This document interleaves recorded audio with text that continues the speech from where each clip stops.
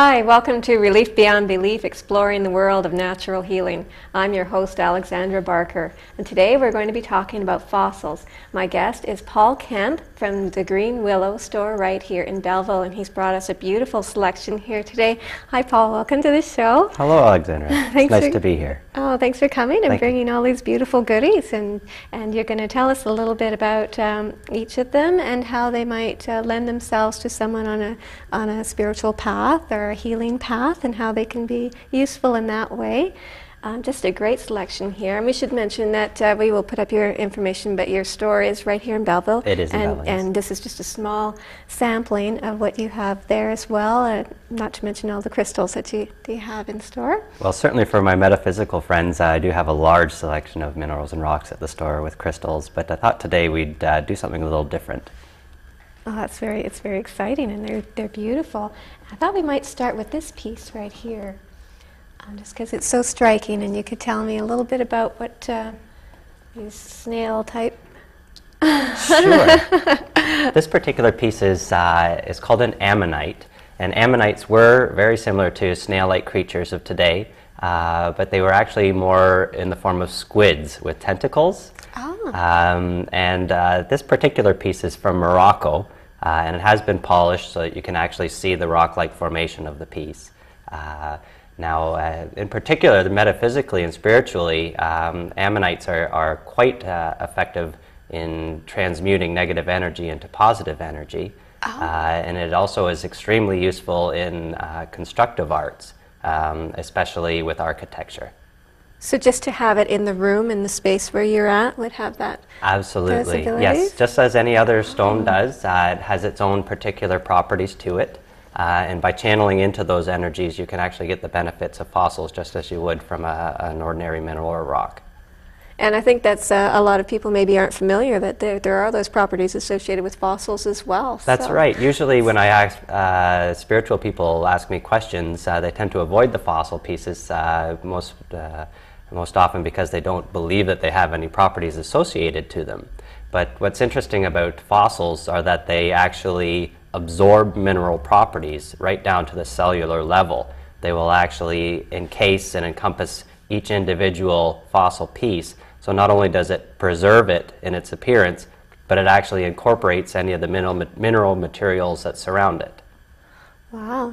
Well, how did you first become drawn to fossils? Well, fossils have always been a fascination of mine, even since I was very young. Since I've opened a shop that just deals with quite a bit of minerals and rocks, fossils just seem to be an appropriate route to go. And just because of the rarity and the depth of history that they provide to us, I find them extremely fascinating. Well, that's true. I just want to hold this one up now. This is the same sort of ammonite, is it? This is another ammonite, and this particular piece has been opalized on the exterior, so it does have a bit of fiery color, and it also has the properties of opals. And if you want to open that up, Alexandra, people can see that the interior has been polished as well. And the particular mineral that's been absorbed into this piece is yellow calcite. Oh. So yellow calcite, specifically, its properties are very good for relaxation and helping to calm nerves. It's beautiful. Look at all. Can you see all the? Hope the camera can pick up all the colors in here. It's just exquisite. And to think that just happened through nature, and Absolutely. But the opalization here now, is that something that just occurred naturally as well? Opal is actually water-based, just like typically a lot of the calcites are. And what it does is, on a cellular level, the water has been maintained on the fossil for enough time that it's opalized. So it's become fossilized in its own way. Very cool.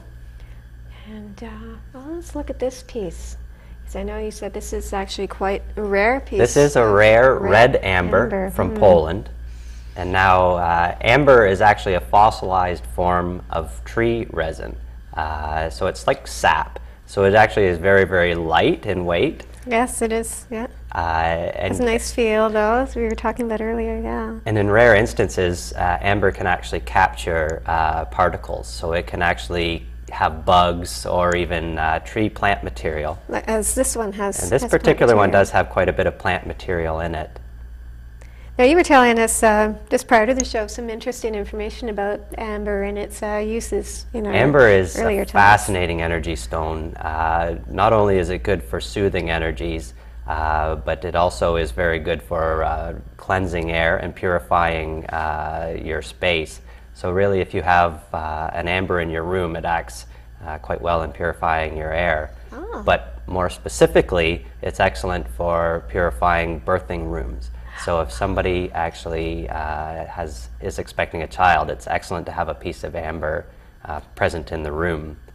Beyond that, amber also works on the chakras. It helps to open and cleanse the chakras. Now, typically a yellow amber will work mostly with the crown chakra, but in rare cases, for example, with this red chakra, it works corresponding to the color chakra of the body, and this is in particular the root chakra, which it will help to cleanse. Now, there are other types of ambers out there. There are blue, which is exceptionally rare, green and yellowish amber. So a whole variety will work to help out to activate those chakras. And you're mentioning something too about how, speaking of clearing the air, how they used it during the plagues and they certainly did. Now they actually, this is a sacred stone to the native Indians, also to the Eastern Indians, and they would use them in a lot of fire rituals. It's a purification stone, and during medieval times, that was one interesting aspect of the amber, is that they would burn it to purify the negativity in the air at that time. So if there were a lot of dead bodies, they would burn amber to try to purify the air. Really? Wow. That's very powerful stuff. It then. is, yes. Kill germs and everything. I just got to look at, hold up this little guy, this fish, bony fish of some sort. Now, a fascinating thing with fish fossils is that it shows a stage of our evolution. And one of the great things about fossilization is it provides to us an example of how we've evolved ourselves, where we come from, and also indicates various changes within the earth. And this little friend of mine is about 50 million years old. Wow. And he's from West Virginia. He's considered a bony scaled fish in an early stage of evolution. He's actually one of the long distant relatives of our common perch. Oh, I was going to say, it kind of looked this, yeah, not a pretty thing. Not a pretty thing, but a fascinating thing. And what about this? Now, this is an aquatic creature. He's an ancient crayfish. Oh, yeah, there's the claw. And he's one of the first crustaceans to be on the planet. Really? And this particular one is set in limestone. And limestone is actually fascinating in its own way, because the original forms of life on the planet were algae called stromatolites, and they actually produced lime. So a lot of the algae that were present as the initial life form on Earth created the limestone that later life forms settled into to be preserved. Oh, that's cool. It's very well preserved too, because all the detail is still there. There's amazing detail on that particular one. And a lot of the fossils that old don't preserve a lot of details, and you usually don't find complete pieces. So that's why this particular piece is quite rare and exceptional. And what about this one? Now, this friend of mine, he is a trilobite, and he actually has a bony skeleton, exoskeleton, and he was one of the first vertebrate creatures on the planet. This particular sample is likely about 400 million years old. Wow. So they were one of the first incredible. primitive life forms on the planet. They had pretty exceptional abilities. Some had eyes, some did not. But this particular one had 360-degree vision. And they were burrowers, so they would actually dig deep into the mud. Where would the eyes have been? Those are the eyes, yes, and this is a sensory system on its snout. Really? And they would actually assume defensive positions, sort of like some of our bugs do today, where it would roll into a ball if it needed to be protected. The fascinating thing about trilobites, and it's often referred to as a brave trilobite, is it provides leadership insight. So it actually helps guide people into right decision making. And not only that, for non-leaders, it helps them to recognize that Not all decisions are going to be agreeable to everybody, but it helps to actually enlighten them into what decisions are proper for the benefit of all. Wow, well, that'd be very useful fossil Yes. to have around. I'm just going to set him back down. And while we're sort of into Well, the sea. from a historical perspective, trilobites are fascinating as well. They were originally used in France with a Cro-Magnon movement where they would actually incorporate them into their rituals. There's a place called La Grotte de France in France, obviously, that they found several trilobites within very early man. That was about 25,000 years ago. So it's fascinating that they've been using them for ritualistic purposes that long. That is. Now this doesn't look much different from your standard clamshell. Very much like a clamshell. This is a fossilized oyster shell. Oh. Now, shells are beautiful, and they're actually an intellect stone, the fossilized shells. A lot of the common shells today are used in a lot of rituals, especially the abalone shells. For burning and sages smudging. and stuff like that. So this particular piece does incorporate a lot of those shell properties, but it also involves the rock property as well, so it combines the two. Okay. Is this, again, sorry, did you say this is? That's a limestone. Typically, a lot of the undersea fossils have been encased in limestone. As I see said, lots of other bits. It looks like other little shells. There'll and be things. plenty of shells. Actually, small shell fossils are quite common, especially in limestone. But for a piece this preserved and this large, it's a little more unusual. And how old did you? That particular piece is likely about 50 million years old. Crumbling a little bit in my hand, so I'm just going to put it down. Okay, and how about this one? Now this I thought I'd bring in just to provide an example of an unusual fossil, something that maybe people haven't seen, and they've got fun names associated to them. This is a crinoid and a blastoid. Now the crinoids and blastoids were very, very early forms of life in our seas. So this particular piece would be very, very old. Now crinoids actually tended to be more bulb-like and had long strand cords that hooked them to the ground.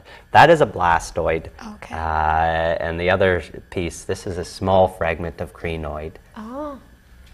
Now this particular piece is kind of fascinating because these are actually not even identifiable yet. There's no name for these specific crinoids and blastoids. And we're just looking at all these amazing fossils and learning the metaphysical properties with each one. And this is another interesting, right here. This looks like a tooth. Now Something? this particular one I thought I'd bring in tooth, just maybe? because it tends to be a fascinating tooth for a lot of people. This is actually a megalodon shark tooth. Oh. And this particular sea creature was probably the most dominant scavenger on the planet of all time. Even more feared than the Tyrannosaurus for creatures obviously ocean-bound. Now this grew up to about 45 feet on average, and so approximately the size of a boxcar of a train. So you can imagine that was an enormous shark. And these typically would eat anything that it would like. It would take down whales, any sort of prehistoric fish as well. Wow. So this probably wasn't one of its primary teeth. That was one of the then, or primary that teeth. was? That would be a frontal tooth. Oh. And again, it does have some enamel on it, but it's mostly limestone now. And occasionally the megalodon teeth are fascinating because they will absorb properties of pyrite, which occasionally happens with ammonites as well. And you'll be able to actually see clusters of pyrite right embedded into the enamel. So what properties would that lend it then? It would have a grounding property. Pyrite tends to be a good protective stone and a good balancing stone as well. Okay. What haven't we talked about yet? There's a few. This is an interesting piece. It's called dragon stone. And now dragon stone is actually look at all that. fossilized sediment. And I brought this particular piece because it was encased in a geode, which is a rock-like formation that has crystallization on the interior. And this particular piece is a wonderful example of how a fossil can absorb the properties of the minerals it surrounds. It actually has a yellow calcite crystal interior. And so over the millions and millions of years that has been absorbing the minerals, it actually looks very much like another geode that most people are familiar with, like an amethyst or a citrine. Yeah. And again, yellow calcite is excellent as a relaxing stone and to help calm people's nerves. So again, just having something like that sitting in your sitting space. Well, and the fascinating thing to me as well is that you're able to have this encased in a limestone shell that you won't even be able to see what's on the interior of it until you break it open. So it's always a surprise when you're able to come across something this unusual. Okay, let's look at these. Now, these are dinosaur eggs. These are dinosaur eggs. This is a Hadrosaurus dinosaur egg. Hadrosaurus was a duck-billed dinosaur, and this particular find was from a rare nest found in China. Ah. And I thought I'd bring those in just as a point of reference so we can see how early stages of life actually originated. And there were egg-laying lizards, just as they are today, way back when, and millions of years ago, that built nests and cared for their children just as we do. Wow. We're really taking a trip back in time here today. What else haven't we looked at? And all right, let's have a look at this. This amazing piece is a piece of... it's petrified wood. It is petrified wood, which is wood that has absorbed the properties of minerals. And this particular one was encased in silica-rich material that got actually absorbed into the wood on a cellular level. So it's preserved it almost exactly as it was when this tree was growing when the dinosaurs roamed the earth. That's something. So there's quite a bit of material, a lot of agatization, which is sort of a crystallization of the wood. So it does have some sparkling effect to the wood itself. Yeah, it's very pretty. And quite heavy as well. Yeah, that's true. And I was just thinking now to meditate with some of these, I think it might have some interesting effect on your meditation. Absolutely, and keep in mind also that when you're using these things, these are ancient artifacts. So these have been on the planet for an enormous amount of time, and we can all learn from fossils even to that regard, where we can just appreciate them for what they are and what they've been through and what they've survived through. Yeah, yeah. Let's see, did we touch on everything? There's a few more here. I've brought a plate of cephalopods, which is this is actually something called an orthoceras, which was another squid-like creature. And this has been, actually has some calcified material in it, but is mostly limestone. And this is another Moroccan find. Cephalopods were quite unusual. They were quite worm-like in appearance. And they were, again, one of the very earliest forms of life on the planet in our waters. Which is fascinating in a way because that's where our origins come from as well. Once we developed out of the sea, we became very tiny mammals and then evolved into the hominids that we recognize as man today. So it's all in our DNA. It is in our DNA, absolutely. All of this is preserved in our DNA to some capacity. You know, depending on what lives we've lived and what material we've actually retained from this is a fascinating thought. Yeah, yeah.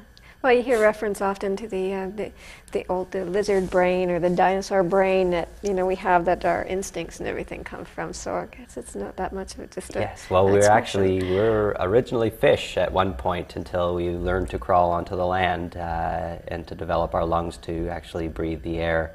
But that took millions and millions of years in itself, that process, because the primitive Earth actually didn't have too much of a breathable atmosphere for us. It wasn't until plant life evolved in the seas that it began to develop in a way that we could breathe the oxygen. And what else do you have? You have another really nice piece right there. Brought in a little friend of mine. This is a Brazilian Mesosaurus, and he was another aquatic creature. And this particular piece is fascinating because, one, the size, it was a young piece, but also in its complete state. And most often when you go into a museum, you will see a lot of replicas. They don't actually tend to show the actual original material, and the reason being is because they are quite fragile. And this particular one, the bone is more set like a clay, so it is quite fragile, but it's unusual in its own way in that you can see the actual colorization instead of being the deep brown that you see of the replica pieces in the museums. The natural dinosaur fossils tend to be a little more brown-gray in appearance. Now, a lot of these are all museum quality too, aren't they? I do have some museum quality pieces here. Now, museum quality depends on the actual scarcity of the fossil and also the quality of the piece in its own way. For example, the red amber is definitely a museum quality piece, as is the Mesosaurus. Now, there's one we didn't talk about, this little guy here. Well, that I thought I would bring in because he's another piece that a lot of people find quite interesting, in that this tooth likely ravaged quite a few creatures in its time. This is a Carcharodontosaurus tooth, and he was a carnivorous dinosaur who was quite on level with the Tyrannosaurus in how feared it was, and this thing would pretty much eat whatever it would like. The aspect of the teeth that I really appreciate is if it still has serration, so these can actually be quite sharp. So you do have to be careful handling some teeth, as you could cut yourself with them. Now, how might this be used today in someone who is on, say, a healing or spiritual path? Absolutely. What sort of qualities? Now, with dinosaur fossils in particular, they're actually very good for intuition and clarity. So if you are having trouble focusing on certain aspects of life, this is an excellent way to sort of manifest those energies. And a lot of the bones themselves, now with the dinosaur teeth, typically they're embedded in more mud-rich territories. So depending, they're a very earthy fossil. So if you have questions about the earth in particular,